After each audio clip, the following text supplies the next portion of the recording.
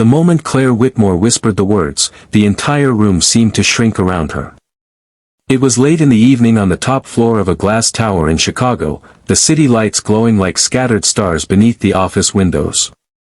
Claire, the respected CEO of a fast-growing technology firm, stood by the window with tired eyes and a guarded heart.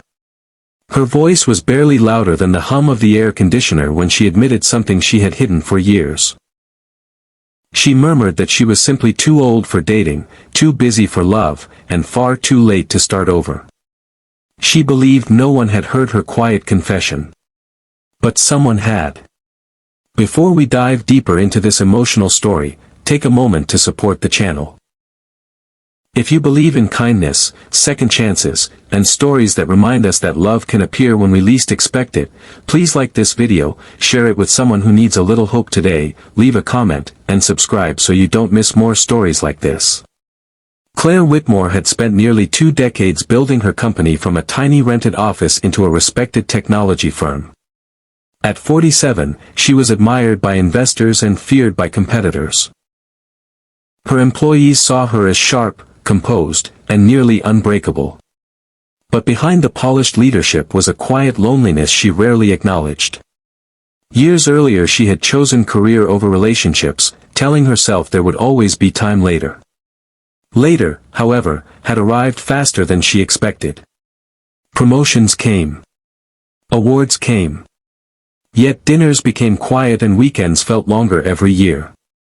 That night she believed she was alone in the conference room when the words slipped out. But Marcus Reed, one of the company's newest project managers, had paused outside the doorway while finishing paperwork. Marcus was not the typical corporate professional people imagined. At 39, he carried a calm patience in his eyes that came from raising his 8-year-old daughter alone. After his wife passed away years earlier, Marcus had learned to balance spreadsheets and bedtime stories, office deadlines and school lunches. Life had taught him resilience, but also compassion. When Marcus accidentally overheard Claire's whisper, something about the sadness in her voice struck him deeply. Most employees kept their distance from the CEO, but Marcus understood something about quiet battles. He stepped into the room, not with arrogance or pity, but with the gentle confidence of someone who had faced life's storms and survived them. Claire turned quickly, clearly embarrassed that someone had heard her moment of vulnerability. She expected an awkward apology or polite silence.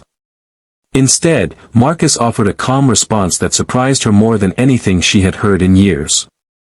He explained, without judgment, that life rarely follows the timeline we plan. He told her that some of the most meaningful moments in his own life had come long after he thought happiness had ended. For Marcus, love had once seemed finished forever. Losing his wife had left a silence in his home that no promotion or paycheck could fill. For years, he believed the chapter of romance in his life had closed permanently.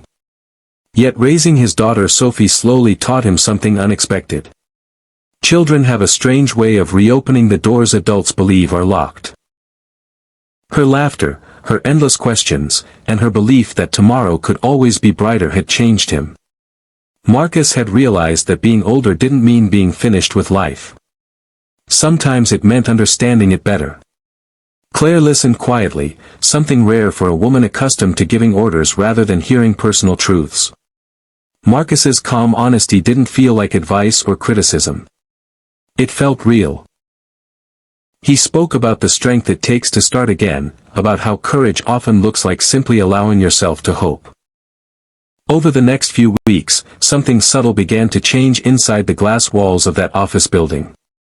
Claire noticed Marcus's quiet kindness with coworkers, the patience he showed during stressful meetings, and the way he rushed home every evening to pick up his daughter from school.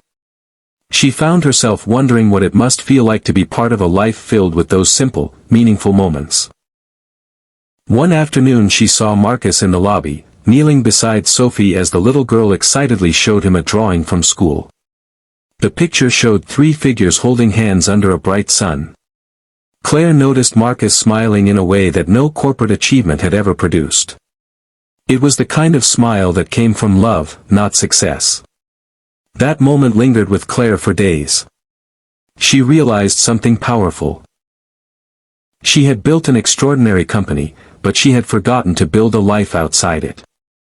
Watching Marcus reminded her that it might not be too late. Slowly, conversations between them became more natural. They talked about work at first, then about books, memories, and the strange turns life takes. Marcus never treated Claire like an untouchable CEO. He treated her like a person who deserved happiness just as much as anyone else. And somewhere between late meetings and shared coffee breaks, Claire felt a feeling she hadn't experienced in years. It wasn't dramatic or overwhelming. It was quiet hope. Now, before the story reaches its final moments, here's a special request. If you're watching this right now, comment the word hope below if you believe life can surprise us with happiness when we least expect it.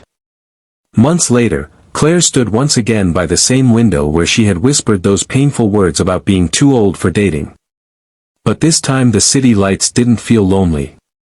They felt full of possibility. Life had gently proven her wrong. Age hadn't closed the door to love. Fear had. And once fear stepped aside, something beautiful had space to grow. Marcus never tried to rescue Claire or change her life dramatically. What he gave her was far simpler and far more powerful, the reminder that no clock can measure the right moment for human connection. And sometimes the most shocking reply to a quiet confession isn't loud at all. Sometimes it's simply someone reminding you that your story isn't over yet. If this story touched your heart, please take a moment to like the video, share it with someone who might need encouragement today, and subscribe for more emotional stories like this. Your support helps these stories reach people who might be waiting for a reminder that second chances are real.